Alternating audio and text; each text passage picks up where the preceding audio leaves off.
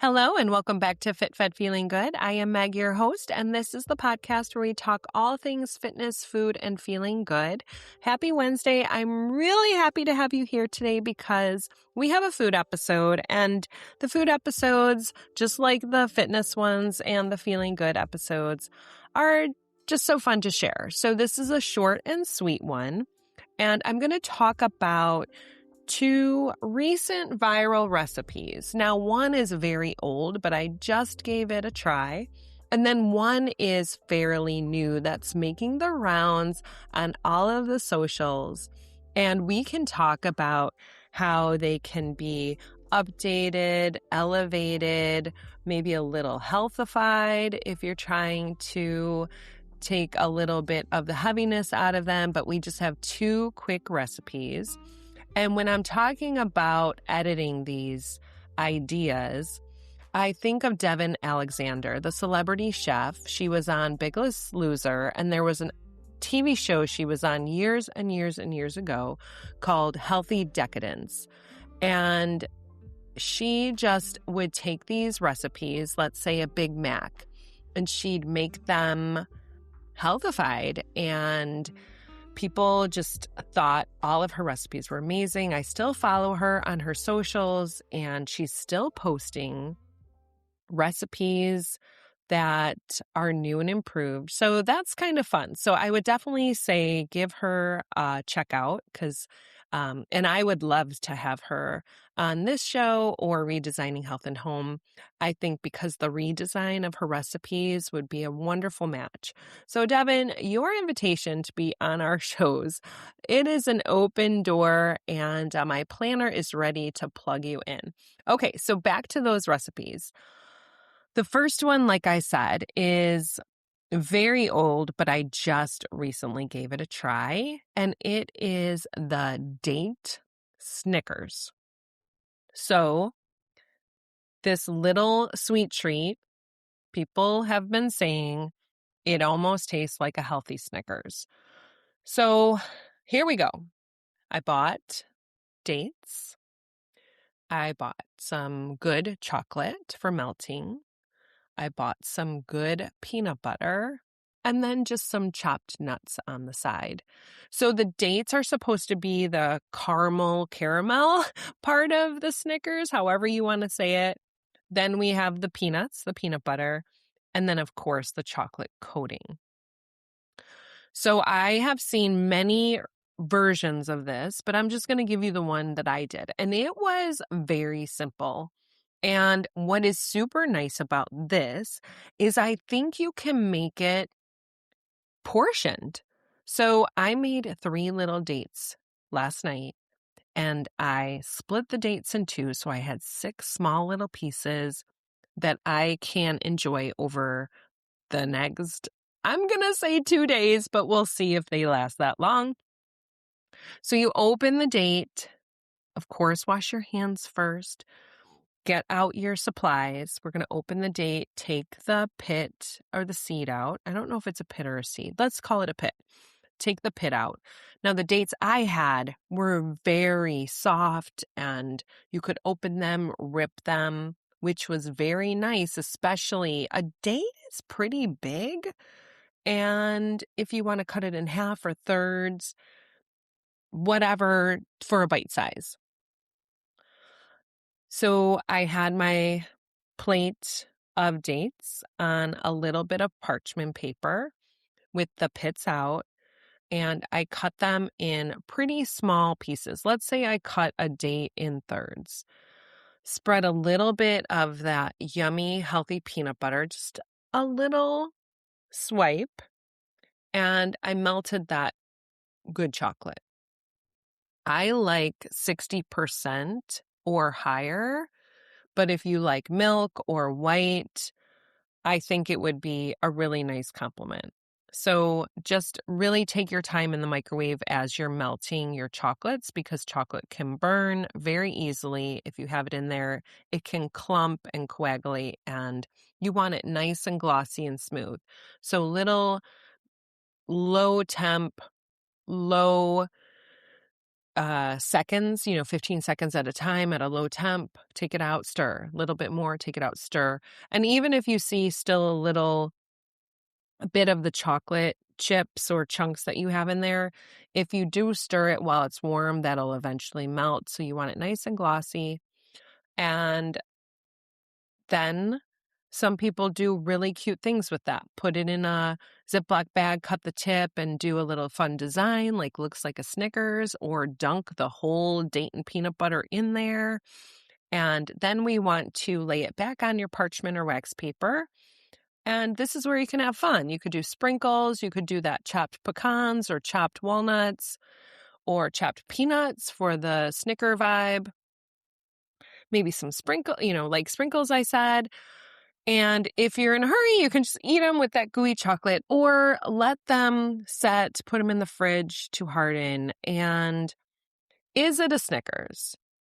It is a chocolatey, peanut buttery, good bite. And the date does have that little chewiness like caramel. It is very good. Can I compare it to a good old-fashioned Snickers? I'm not really sure, but it's a very delicious sweet treat, and you can make them in portions so they are ready to grab and enjoy. So big thumbs up for these date peanut butter chocolate with the little crunchy topping on top. Oh, I want to go eat them now.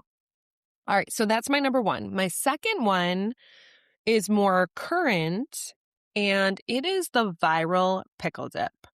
So I want to go through the viral pickle dip ingredients that I have recently seen, and then I'll tell you how I did it. So ingredients are 1 container of the Grillo's dill pickle spears, chopped and reserve some juice, jalapeno diced, green onions, Greek yogurt, whip cream cheese, sour cream, shredded cheddar cheese, 1 package ranch seasoning, hot sauce to taste, bacon bits, and some of the pickle juice. Okay, so how I did it, I wanted to simplify it. No, I didn't simplify it. I used all of those ingredients. So what I did, I chopped up the pickles, but I dried my pickles really well then. Because I thought then you're going to have a runny dip. So while the pickles were on my paper towel, I chopped up some jalapeno, but mine were in a jar. So the sliced jalapeno chips you can buy it almost looks like relish. Chop those up really well. And then I mixed the light whip cream cheese, little bit of light mayonnaise, and a little bit of light sour cream. I did not use the Greek yogurt. That probably would have been amazing. But that is almost the base that you want to use for any dip because it gives it a good structure. And now you want to add your add-ins. It's only me and my husband right now at the house, so I didn't want to make a full container of it. I just wanted a portion to try. So we had a couple teaspoons of each of those, probably a teaspoon and a half tablespoon of the ranch seasoning mix or packet. Then I did do the buffalo sauce because I thought, well, it's supposed to have it. Let's put it in. And I added the pickles and the chopped jalapenos, the cheddar cheese, which I don't know if that is necessary, but I'm going to get to my point about this dip later. And then the bacon bits. Now, I didn't add the bacon bits at the very first day I made it because I made it on a Friday and it is during Lent of the Easter season. So I wanted to still try it because it sounded so good and everybody's been talking about this pickle dip and I didn't want to be left behind because I love making the recipes that are going around. So do I have everything that was needed? I did not put green onions in there and mixed it all up. And I did put it on a potato chip. Now, my first thought about this was it is a very pickle forward flavor.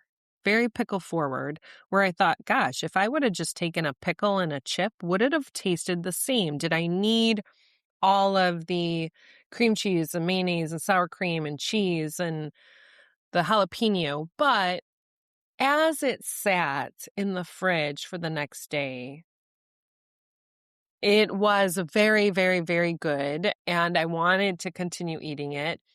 And what I think it would be amazing on now, I need to put this on Instagram because I think it might take off. I think it would be a really great sandwich or burger, almost dressing, aioli, or, instead of spreading ketchup on your bun, you take a scoop of this, spread it on your bun. I think that would be absolutely incredible on a sandwich, that little crunchy bite, especially if you like mayonnaise, pickles. If you put pickles on your burger, this would be absolutely incredible. So my mouth is watering. I'm going to go probably grab a couple spoonsful of that, even though I'm recording this early in the morning. But now I'm craving chocolate and pickles. A little wacky, but could be really good. Anyway, I just wanted to share those two latest recipes that I tried. And if you give them a try, let me know what you think of them. And there are so many variations for both of those. You can make them really rich and flavorful and decadent, or you can healthify it a little bit. If you come up with one of the recipes that you think, oh my gosh, it still tastes amazing, but I think this is a really healthy version, please let me know. I'd love to hear from you. But anyway, thanks for joining Fit Fed Feeling Good. I hope you are feeling Fit Fed Feeling Good, and we will see you next Wednesday. As a reminder, Fit Fed Feeling Good is entertainment only. If you have any mental, emotional, or physical needs, please seek out a healthcare professional.